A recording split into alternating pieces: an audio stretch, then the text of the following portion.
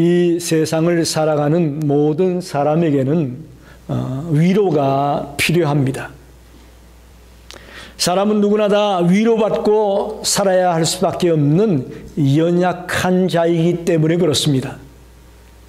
겉으로 보기에 강한 사람들이 있습니다.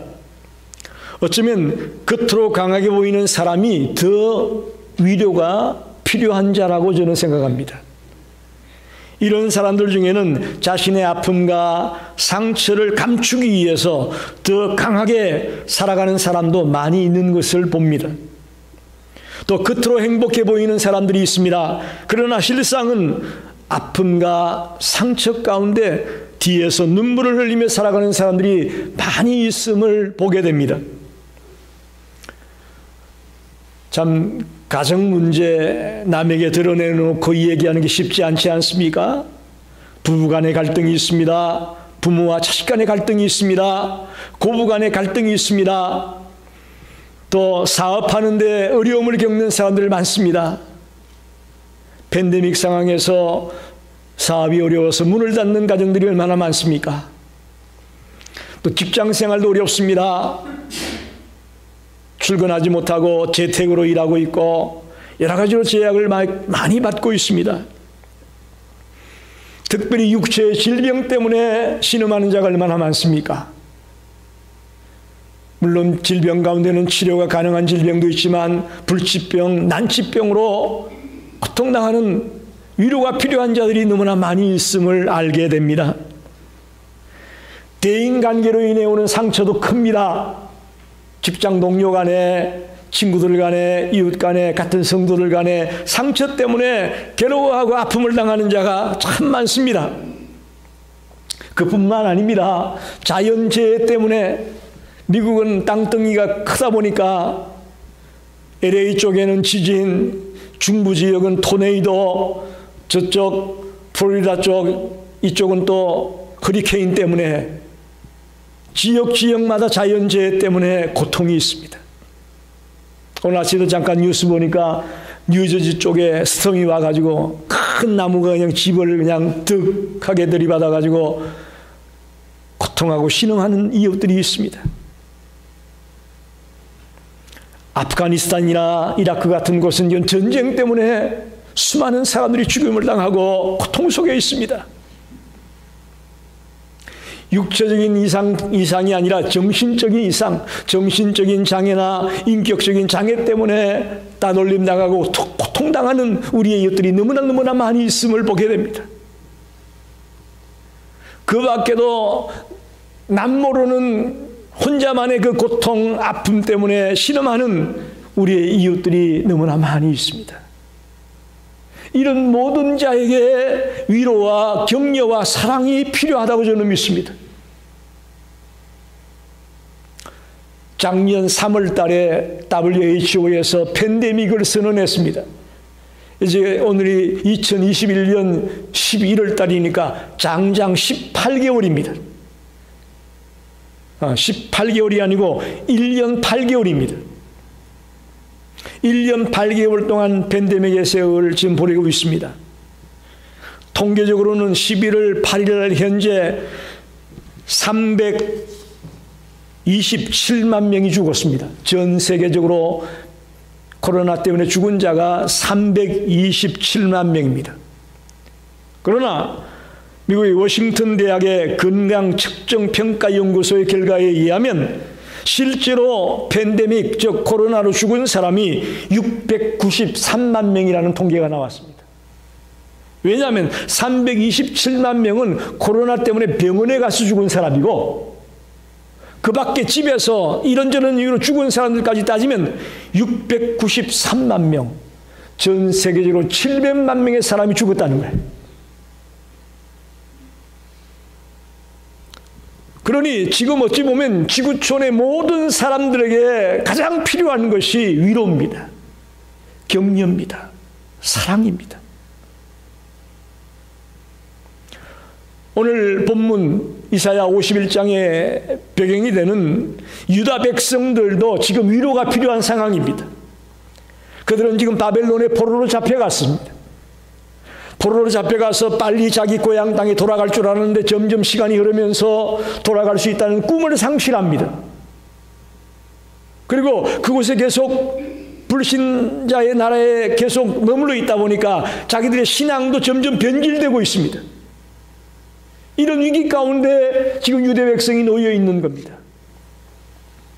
이런 영적인 육적인 문제에 직면해 있는 성도들에게 어떻게 해야 하나님의 위로와 하나님의 격려를 받을 수 있을까? 그 해답을 오늘 본문이 우리에게 주고 있습니다. 저와 여러분이 위로가 필요합니다. 어떻게 위로를 받을 것인가? 오늘 말씀 가운데서 그 해답을 찾고 주님의 음성을 듣게 되기를 간절히 축원합니다. 첫째로 1절을 보겠습니다. 1절 초안부를 보게 되면 의를 따르며 여호와를 찾아 구하는 너희는 나를 들을지어다, 그렇게 말하고 있습니다. 첫째로 하나님의 위로를 받을 수 있는 길이 어떤 길이냐? 의를 따르고 여호와를 찾는 길이라고 말하고 있습니다. 하나님의 위로와 격려를 받을 수 있는 방법이 하나님을 찾는 데 있다는 것입니다. 최선을 다하고 정직하고 진실하게 사는 자, 하나님을 찾는 자에게 하나님의 위로가 찾아온다고 말합니다. 여러분 그렇잖아요? 깡패나 도둑놈이나 살인자에게 위로가 필요할까요? 의롭게 살고 바르게 살고 하나님을 찾으며 하나님의 뜻대로 살려고 하는 자에게 하나님의 위로가 있다고 하는 것은 너무나도 중요한 이야기입니다. 예레미야 33장 3절 말씀을 보게 되면 너는 내게 부르짖으라 내가 내게 응답하겠고 내가 알지 못하는 크고 은밀한 일을 내게 보이리라. 내게 부르짖으라. 하나님을 찾으라는 얘기입니다. 하나님을 찾으라는 얘기예요.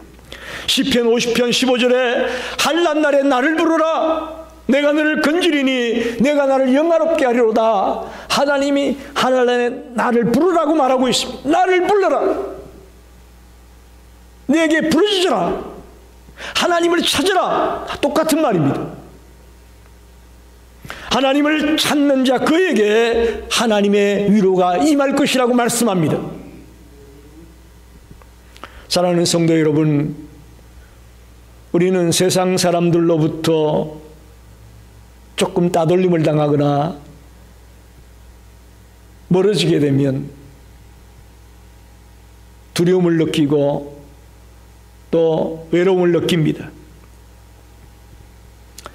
여러분, 지금 여러분 곁에 하나님이 계십니다. 하나님이 여러분의 친구고 하나님이 여러분의 목자고 하나님이 여러분의 인도자입니다.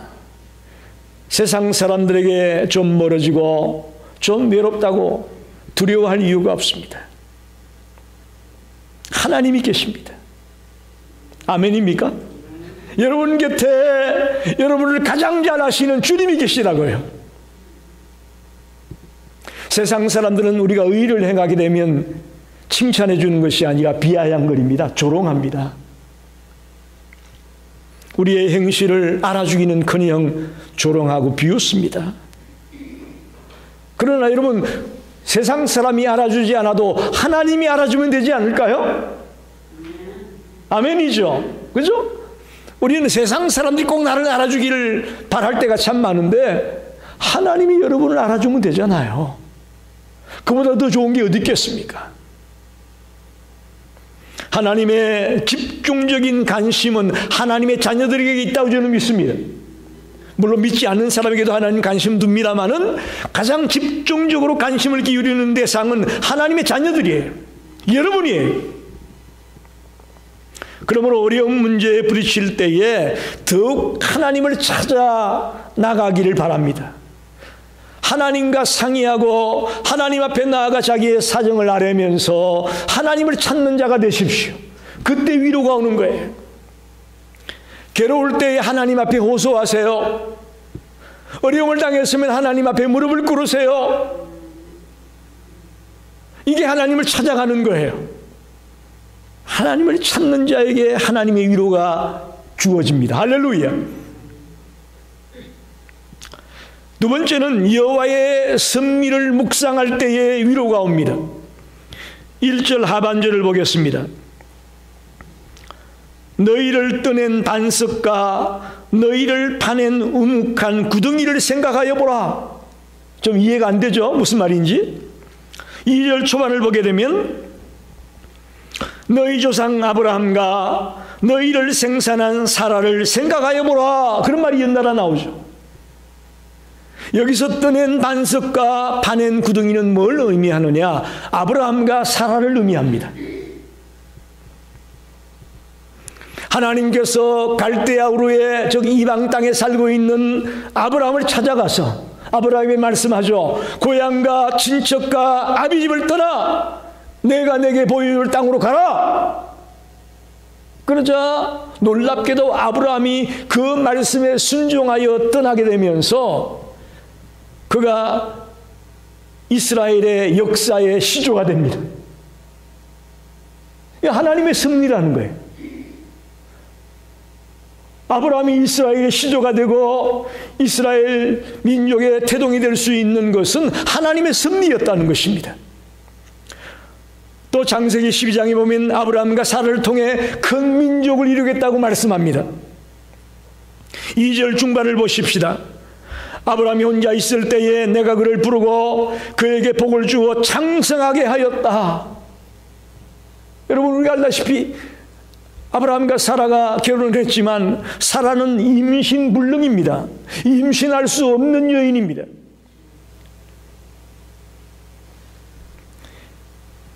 혈단신, 그나마 결혼을 했지만 아이를 낳을 수 없는 아내를 둔 그가 어떻게 창대한 민족을 이룹니까? 이건 도저히 있을 수 없는 일이에요. 그것도 75세나 된 중노인이 약속한 가나안 땅에 들어갔는데 어떻게 창대한 민족을 이룬단 말입니까? 그런데 성경에 보다시피 이 모든 일들이 하나님의 말씀대로 다 이루어졌습니다. 할렐루야. 다 이루어졌어요. 창세기 15장 5절에 보면 그를 이끌고 밖으로 나가 이르시되 하늘을 우러러 무뼈를 셀 수 있나 보라. 또 그에게 이르시되 내 자손이 이와 같으리라. 지금 아이가 생기지 않아서 낙심하고 있는데 밖에 나가서 무뼈를 세어보라고 얘기하면서 너의 후손이 이와 같을 것이다. 여러분, 하나님의 축복은 여러분과 저의 생각대로 주어지는 축복이 아니에요. 우리의 머리를 뛰어넘고 우리의 상상을 뛰어넘는 하나님의 축복이요 하나님의 계획임을 믿으시기 바랍니다. 하나님의 계획은요 옹졸하지 않습니다. 좀스럽지 않습니다. 우리하고는 전혀 차원이 다른 그런 하나님의 계획과 하나님의 축복이 있음을 아브라함을 통해서 우리가 묵상하게 되는 것이죠. 오늘의 현실이 작고 왜소하고 초라해도 두려워하지 마십시다. 건강이 나빠졌습니까? 또 지위가 하락했습니까? 그것이 인생의 전부가 아닙니다. 여러분, 몸에 질병을 안고도 위대한 삶을 살아간 사람이 얼마나 많은지 모릅니다. 얼마나 많은지 모릅니다. 바울 같은 사람은 간질병이라고 그랬죠. 그가 간질병을 가지고도 정말 죽을 때까지 끝까지 주를 위해 쓰임받다 가지 않았습니까? 그 치명적인 질병이거든요. 제가 목회하면서 학생 중에 하나가 간질병에 걸린 학생이 있었어요. 그것이 얼마나 힘든 질병인가를 제가 그때 뼈저리게 체험을 했습니다. 멀쩡한데 예배 다 드리고 친교하는데 갑자기 아이가 쓰러져서 거품을 내뿜고 몸을 떨고 하는데 정말 참아 볼 수가 없더라고요. 그런 질병을 가진 바울이 거기에 연연하지 아니하고 주를 위해 멋진 인생을 살지 않습니까? 어떤 목사님이 이렇게 말씀하시더라고요. 여러분이 난치병 판정을 받고 불치병 판정을 받았다면 어떻게 살 거냐? 천국을 소망하며 살면 된다. 그런 말이에요. 우린 안 죽으려고 지금 애를 쓰죠. 좀 안 죽고 싶다. 좀 오래 살고 싶다. 생각을 바꾸셔야 돼요.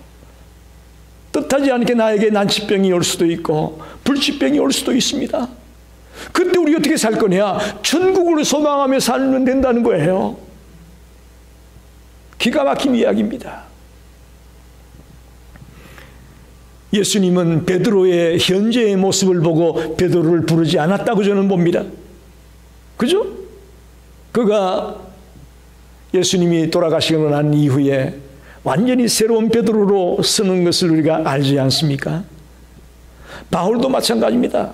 예수님이 부를 당시에 바울은 예수 믿는 사람을 잡아 죽이는 사람이었어요. 현재의 바울을 하나님은 보지 않았습니다. 그가 거듭나고 변화되어 어떻게 달려갈 것인가를 바라보고 그를 부르신 거죠. 여러분과 제가 내 자신을 우습게 보면 안 돼요. 여러분 보세요. 내가 나를 우습게 여기는데 다른 사람이 나를 귀하게 보겠습니까? 절대 그런 일은 없습니다. 우리가 살고 있는 미국 땅을 우리가 축복하지 않으면 누가 축복하겠어요? 다른 나라 사람들이 미국을 축복하겠어요? 여러분, 아무리 이 나라에 문제가 있고 어려움이 있더라도 우리는 기도하면서 이 땅을 축복해달라고 하나님 앞에 기도해야 될 사람인 줄 믿습니다. 이 나라가 큰 민족을 이루고 인류를 구원하는 일에 쓰임받는 나라가 되게 해달라고 우리는 기도해야 될 것입니다. 한국에 최초의 복음이 들어간 것이 아펜셀러 언더우드 선교사가 그 땅에 들어가서 복음의 씨앗이 뿌려졌습니다. 그들이 처음 그 땅에 들어갔을 때에 지금과 같은 한국의 수많은 교회와 수많은 크리스찬이 있을 것을 내다봤을까요? 전혀 아닙니다. 죽지 않고 사람만 와도 좋겠다는 생각으로 들어갔을 거예요. 중국 선교사인 허드슨 테일러, 유명한 허드슨 테일러 선교사가 중국 땅에 처음 발을 디디셨을 때 지금 중국에 1억 명이 넘는 그리스도인이 있다고 말하는데 그걸 꿈이나 꿨겠어요? 리빙스턴 같은 아프리카의 선교사는 그 밀림 지역에 들어가서 젖발을 내디디면서 수많은 아프리카 백성들이 예수께로 돌아올 것을 생각하면서 들어갔을까요? 아니에요. 아니에요. 하나님께서 이 일을 시작하셨고 하나님을 믿는 믿음이 이런 기적을 일궈내고 이런 역사를 일궈냈다고 믿습니다. 이게 바로 하나님의 섭리를 묵상하는 거예요. 그럴 때 저와 여러분에게 주님이 주는 놀라운 위로가 넘치게 될 것을 믿습니다. 우리의 삶 가운데 답답하고 클클한 일들이 많이 생깁니다. 앞이 캄캄한 일을 만날 때가 있습니다. 바로 이럴 때 우리는 하나님의 섭리를 곰곰이 묵상하면서 아브라함과 사라가 하나님의 섭리를 따라 달려가면서 위로받고 힘을 얻었던 것처럼 저와 여러분도 하나님의 섭리 가운데서 위로받고 격려받고 사랑으로 충만케 되기를 간절히 축원합니다. 세 번째는 여호와의 구원을 기다릴 때의 위로가 있습니다. 5절 말씀을 보겠습니다. 5절 초반에 보면 내 구원이 이미 나갔다 그렇게 말하죠. 내 구원이 이미 나갔다. 우리가 하나님의 과거의 섭리를 깊이 묵상했다면 이제 지금 내 앞에 닥친 문제로 괴로워하고 고민할 것이 아니라 하나님의 구원을 기다리라 그런 말이에요. 하나님의 구원을 인내하면서 기다려야 된다 그런 말입니다. 여러분 어떻습니까? 지금 하나님의 구원을 기다리고 있습니까? 우리가 하나님의 구원을 기다리며 달려갈 때에 위로가 있다고 말씀합니다. 이사야 35장 1절로 4절 말씀을 한번 읽어보겠습니다. 이건 이스라엘 민족의 승리의 개선가라고 할 수 있는 노래인데, 강야의 메마른 땅이 기뻐하며 사막이 백합화같이 피어 즐거워하며 무성하게 피어 기쁜 노래로 즐거워하며 레바논의 영광과 갈멜과 사론의 아름다움을 얻을 것이라. 그것들이 여호와의 영광 곧 우리 하나님의 아름다움을 보리로다. 너희는 약한 손을 강하게 하며 떨리는 무릎을 굳게 하며 겁내는 자들에게 이르기를 굳세어라 두려워하지 말라. 보라 너희 하나님이 오사 보복하시며 갚아주실 것이라. 하나님이 오사 너희를 구하시리라 하라. 할렐루야. 이스라엘 민족의 승리의 개선가 같은 노래를 하고 있습니다. 사랑하는 여러분, 우리는 하나님의 구원을 기다리며 살아가면서 위로를 받을 수가 있다는 것입니다. 51장 6절 보게 되면 나의 구원은 영원히 있고 나의 공의는 폐하여지지 아니하리라. 하나님의 구원은 영원하다고 말씀합니다. 할렐루야. 인간은 망하지만 하나님은 영원합니다. 하나님의 구원을 의심하지 말고 확신하며 달려가는 저와 여러분이 되기를 바랍니다. 많은 성도들이 신앙생활을 하다가 자기 신앙이 좀 흔들리고 갈등을 느끼고 열심을 못 내고 이렇게 되면 제일 먼저 찾아오는 게 구원의 확신이 흔들린다는 거예요. 여러분, 하나님의 구원은 영원합니다. 할렐루야. 변하지 않습니다. 기다리고 또 기다리는 성도가 되기 바랍니다. 하나님은 하나님의 그 신적인 섭리에 따라 가장 좋은 시기에, 가장 합당한 시기에 응답해 주시고 또 역사해 줄 것을 믿습니다. 우리 인간들은 타이밍을 잘 못 맞춰요. 부부간에도 싸움을 했다가 하여야 할 타이밍을 잘 맞춰야 되는데 그 타이밍을 잘 못 맞춰가지고 힘든 경우가 참 많잖아요. 사업을 하다가도 투자할 거냐 뺄 거냐 이게 타이밍을 맞춰야 되는데 타이밍을 잘 못 맞춥니다. 그러나 전능하신 하나님은요 타이밍을 아십니다. 타이밍을 아세요. 그래서 주님의 구원을 기다리며 달려가는 자가 위로를 받고 격려를 받을 수 있다는 것을 꼭 기억하십시오.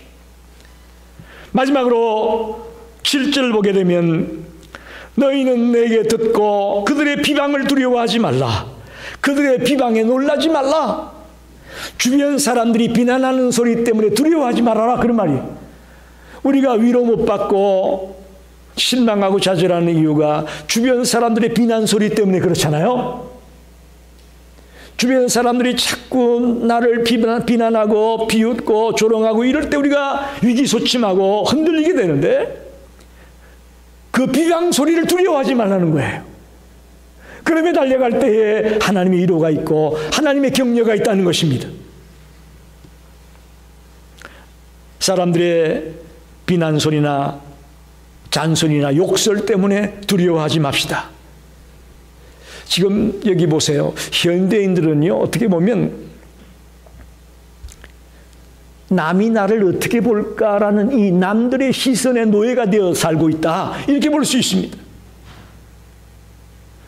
그 대표적인 것이 뭐냐면 요즘 텔레비전 프로그램보다도 더 많이 사람들이 보는 것이 유튜브라는 것이거든요.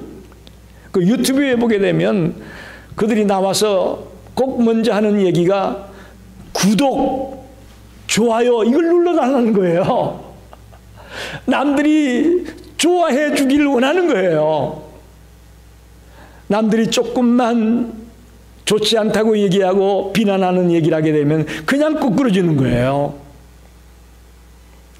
사람들의 시선에 노예가 되어 살아가는 현대인 참 어떻게 보면 불쌍한 거예요. 여러분 지금 자살로 죽어가는 사람이 얼마나 많은지 아십니까? 남들의 시선을 의식하며 살다 보니까 조금만 험한 이야기를 듣게 되면 자살하는 자가 얼마나 많은지 아십니까? 특히 요즘 SNS라고 하는 것을 보게 되면 자기 실명을 드러내는 것이 아니고 익명으로 막 글을 올리고 비난하고 욕하고 할 말 못할 말을 다 하지 않아요? 이런 일들이 비일비재하게 일어나게 되니까 사람들이 위로를 못 받는 거예요. 격려를 못 받는 거예요. 상처만 받는 거예요. 여러분, 비난이나 조소나 잔소리나 해방이나 욕이나 이런 것 겁먹지 마십시오. 두려워하지 마십시오. 우리는 하나님을 두려워해야 됩니다. 할렐루야. 그런 소리에 두려워하지 마시고 하나님을 두려워해야 돼요. 또 성령 받은 자가 하는 충고에 귀를 기울이세요. 할렐루야. 세상 사람들이 하는 얘기에 귀를 기울이지 마시고 성령 받은 자가 여러분에게 하는 그 어드바이스에 충고에 귀를 기울이십시오. 그게 우리가 사는 길이고 그게 위로받는 길이에요. 마귀가 나를 비웃는다, 마귀가 나를 괴롭게 한다, 그거 겁먹을 거 하나도 없어요. 주님을 두려워하며 주님이 나와 함께 있다는 사실을 믿고 달려가는 것이 이 어려운 삶을 이겨낼 수 있는 비결인 것입니다. 말씀을 정리합니다. 얼마 전에 저랑 목회학 박사과정을 같이 공부했던 목사님, LA에 살고 계시는데 그분의 아들이 42살의 나이에 폐암으로 죽었어요. 결혼한 지 얼마 안 됐어요. 결혼한 지 얼마 안 됐는데 아들이 죽은 거예요. 너무너무 힘들고 괴롭고 살맛이 없어서 빨리 주님 앞에 갈 날만 생각하는 그런 안타까운 처지에 있는데 두 부류의 사람이 있더라는 거예요. 그런 아픔을 당한 자기에게 와서 두 부류의 사람이 얘기를 한다. 하나는 하나님의 뜻이니 받아들이라. 맞는 얘기죠. 그런데 그 말이 그렇게 듣기 싫을 수가 없더라는 거예요.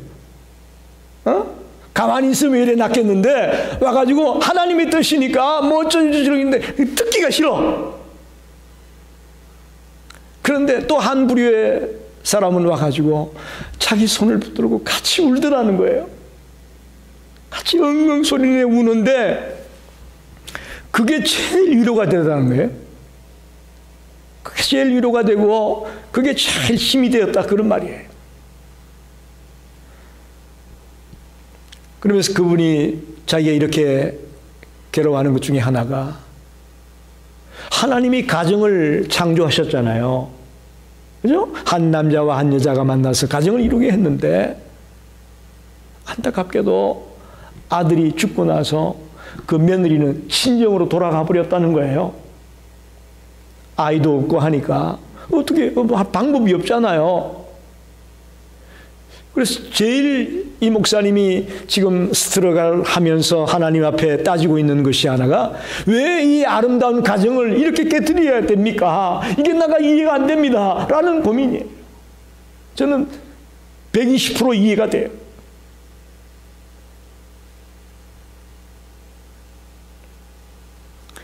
저는 이걸 보면서 사람의 위로는요, 오히려 우리에게 상처가 될 수 있다는 걸 알았어요. 그러니 우리에게 가장 좋은 위로를 줄 수 있는 분은 여호와 하나님입니다. 할렐루야. 사람의 위로에 여러분 너무 연연하지 마세요. 오히려 아픔을 주고요, 괴로움을 줄 수 있어요. 그러나 하나님이 주는 위로는 다릅니다. 어떤 자에게 위로가 있다고요? 하나님을 찾는 자, 의를 따르며 하나님을 찾는 자에게 하나님의 위로가 있습니다. 아브라함과 사라와 같이 하나님의 섭리를 묵상하며 달려갈 때에 우리에게 위로가 있습니다. 하나님의 구원을 기다리며 참고 인내하며 달려나갈 때에 우리에게 위로가 있습니다.